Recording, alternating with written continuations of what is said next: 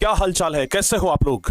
उम्मीद करते हैं कि आप लोग एकदम अच्छे से होंगे और बहुत ही अच्छे तरीके से, एकदम शानदार तरीके से मन लगा करके आप लोग पढ़ाई कर रहे होंगे। और प्यारे बच्चों, कितना शानदार तरीके से कर रहे हैं ये तो आज के इस महा टेस्ट में पता लग जाएगा।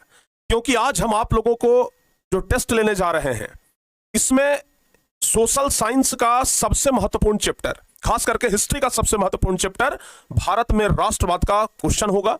और आप सभी बच्चों को हम एकदम बेहतरीन तरीके से हर एक क्वेश्चन को पढ़ा चुके हैं। आप सभी बच्चों को एकदम बेहतरीन तरीके से एक एक चीज समझाए हैं। इस चैप्टर को इतने बारीकी से पढ़ाए हैं कि हमें लगता है कि हर एक बच्चों का हर एक प्रश्न सही होना चाहिए। तो आइए प्यारे बच्चों, आज के इस टेस्ट में आप सभी लोगों का मोस्ट वेलकम है। सबसे पहले आप सभी बच्चे मिल करके आज इस क्लास को पूरा शेयर कर दीजिए। सबसे पहले आप सभी बच्चे ना मिल करके धुआंधार तरीके से इस क्लास को शेयर कर दीजिए। इतना धुआंधार तरीका से शेयर करिए ताकि आज सब बच्चे अपनी अपनी तैयारी को भली भांति नाप लें कि भाई किस तरीके का हमारा तैयारी है। ठीक है ना, क्योंकि जैसा होगा तैयारी उतना ही होगा परीक्षा में आपकी जिम्मेदारी, और जितना होगा जिम्मेदारी रिजल्ट में उतना ही होगा आपका हिस्सेदारी। तो प्यारे बच्चों, अगर रिजल्ट में अपना हिस्सेदारी बढ़ाना चाहते हैं तो फिर प्यारे बच्चे आप लोग तैयार हो जाइए, एकदम बेहतरीन तरीके से तैयार हो जाइए। आज एक एक क्वेश्चन जब हम आपको पूछेंगे तो उसका जवाब एकदम बेहतरीन तरीके से बताइएगा। सभी बच्चे जल्दी जल्दी से ना सेशन को आज शेयर कर दीजिए। जितने भी बच्चे जुड़े हैं सब लोग मिलकर के जल्दी जल्दी से ना सेशन को आप लोग शेयर कर दीजिए, सारे बच्चे मिलकर के। और जो बच्चे अभी तक क्लास को लाइक नहीं किए हैं तो बाबू एक बार फटाफट से क्लास को लाइक भी कर दीजिए। जल्दी जल्दी से सेशन को शेयर भी कर दीजिए और फटाफट से क्लास को लाइक भी कर दीजिए ताकि आज एकदम धुआंधार तरीके से हर एक क्वेश्चन हो। और पहले बता दो प्यारे बच्चों कि आज की क्लास में पोल होना चाहिए कि नहीं होना चाहिए, एक बार जल्दी सारे बच्चे कमेंट करके बताइए। और अगर पोल होना चाहिए, अगर पोल होना चाहिए तो फिर प्यारे बच्चों आप लोग कमेंट कर दीजिए कि गुरुजी पोल तो होना ही चाहिए, गुरुजी पोल होना चाहिए। एक बार फटाफट से आप लोग कमेंट भी कर दीजिए। आइए प्यारे बच्चों, आज हम एकदम बेहतरीन तरीके से, एकदम शानदार तरीके से एक एक चीज को समझने का प्रयास करते हैं, एक एक चीज को जानने का प्रयास करते हैं कि भाई किस तरीके से आप लोग आंसर दे सकते हैं। आइए तो क्लास को शुरू किया जाए। बताओ बाबू जल्दी जल्दी से, क्लास को शुरू किया जाए। यस सर जी, शुरू किया जाए। सारे बच्चे लोग तैयार हैं कि गुरुजी शुरू किया जाए अब। तो आइए पहला नंबर क्वेश्चन के लिए तैयार रहिए। क्लास को आपने बाबू अगर शेयर कर दिया है तो बहुत बढ़िया। पहला नंबर क्वेश्चन का पोल तैयार है।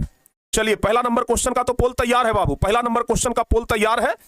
सारे बच्चे कह रहे हैं कि गुरुजी पोल होना चाहिए, तो इसके लिए तैयार रहिए। लेकिन हाँ, उससे पहले बता दें कि जो भी बच्चे क्रैश कोर्स में नहीं जुड़े हैं वो सभी बच्चे लोग क्रैश कोर्स में जुड़ जाइएगा। ठीक है ना, क्योंकि आपका क्रैश कोर्स लॉन्च हो चुका है। सभी बच्चे, अधिकांश बच्चे उसमें से जुड़ भी गए हैं। जो बच्चे नहीं जुड़े हैं, जिनको पता नहीं है, वे लोग जल्दी जल्दी से जुड़ जाइए, क्योंकि पूरे बिहार बोर्ड में one of the best crash course, सबसे पावरफुल क्रैश कोर्स आपका यहाँ पे मिल रहा है। तो आप लोग जरूर इसमें जुड़िएगा प्यारे बच्चों। आइए हम लोग ना एक एक क्वेश्चन को देखते हैं और समझने का प्रयास करते हैं। पहला नंबर क्वेश्चन आपके स्क्रीन पे प्यारे बच्चों शो हो रहा है और आपके सामने पोल भी आ चुका है। एक बार जल्दी से आप लोग बता दीजिए। कह रहा है भारतीय राष्ट्रवाद को उदय का सबसे प्रमुख कारण क्या था। भारत में जो राष्ट्रवाद हुआ इसका सबसे प्रमुख कारण क्या था, ये आप लोगों को बताना है। पहला नंबर क्वेश्चन, भारत में जो राष्ट्रवाद हुआ इसका सबसे प्रमुख कारण क्या है। अच्छा, एक क्वेश्चन पर आप ही लोग बता दीजिए कितना देर टाइम हम आपको दें। टाइम एक बार कमेंट कर दीजिए बाबू। आप लोग ने एक बार फटाफट से टाइम कमेंट कर दीजिए कि आप लोगों को कितना देर टाइम मिलना चाहिए। एक बार जल्दी से कमेंट करके बताइए, एक क्वेश्चन पर आप लोगों को कितना टाइम मिलना चाहिए, बताइए। हाँ, टाइम कमेंट कर दीजिएगा कि हर एक क्वेश्चन पर आप लोगों को कितना टाइम मिलना चाहिए। और इस प्रकार का बहुत सारा टेस्ट प्यारे बच्चों आगे लिया जाएगा। ये तो बस अभी शुरुआत है, इस प्रकार के और भी कई सारे टेस्ट अभी लेने बाकी हैं। तो आप लोगों ने कमेंट किया है कि गुरुजी 10 सेकंड से ज्यादा नहीं मिलना चाहिए। चलिए, आप लोगों ने तो बाबू 10 सेकंड कमेंट किया है, हम आपके सामने ना 20 सेकंड का बात करते हैं। हम आपको ना 20 सेकंड का टाइम देते हैं। आप सभी बच्चों को अब की बार दूसरे नंबर क्वेश्चन से 20 सेकंड का टाइम मिलेगा। तो 20 सेकंड के लिए आप लोग तैयार रहिएगा। 20 सेकंड के अंदर क्वेश्चन का आंसर। और पहला का तो जवाब 5000 बच्चों का वोट आ चुका है और ए ऑप्शन है। ए ऑप्शन नंबर बिल्कुल बच्चों ने सही बताया है। तो भारतीय राष्ट्रवाद के उदय का सबसे प्रमुख कारण क्या था, तो जवाब क्या होगा बाबू, जवाब होगा अंग्रेजी शासन के विरुद्ध असंतोष। यानी कि लोग अंग्रेजी शासन यानी कि अंग्रेजों शासन से विरुद्ध थे, अंग्रेजों शासन से असंतोष थे। ठीक है ना, और इसलिए भारत में राष्ट्रवाद हुआ। तो पहला का लगभग सारे बच्चों का सही जवाब हुआ है। दूसरा नंबर क्वेश्चन ये है और आपका ये टाइम भी है। तो बाबू टाइम आपका स्टार्ट हो गया है। दूसरा नंबर क्वेश्चन, ब्रह्म समाज की स्थापना किसने की। देखते हैं, एकदम आसान क्वेश्चन है, सारे बच्चों का सही होना चाहिए। ब्रह्म समाज की स्थापना किसने की, एक बार जल्दी जल्दी से कमेंट करके आप लोग बता दीजिए। ब्रह्म समाज की स्थापना किसने की, एक बार जल्दी जल्दी से आप लोग कमेंट करके बता दीजिए बाबू कि ब्रह्म समाज की स्थापना कौन की है। जल्दी जल्दी से एक बार कमेंट करके बताइए, फटाफट से एक बार कमेंट करिए कि ब्रह्म समाज की स्थापना किसने की। जल्दी से बताओ बाबू। तो आपका जवाब क्या होगा? सही जवाब होगा कि ब्रह्म समाज की स्थापना। उधर 33 सेकंड आपको टाइम मिल गया बाबू, ज्यादा ही मिल गया। राजा राम मोहन राय, यानी कि दूसरा का ये ऑप्शन आप लोगों का भी ए नंबर ऑप्शन सही है। आप में से अधिकांश बच्चों का ए नंबर ऑप्शन आया है। देखिए 20 सेकंड के अंदर आपको पोल कर देना है।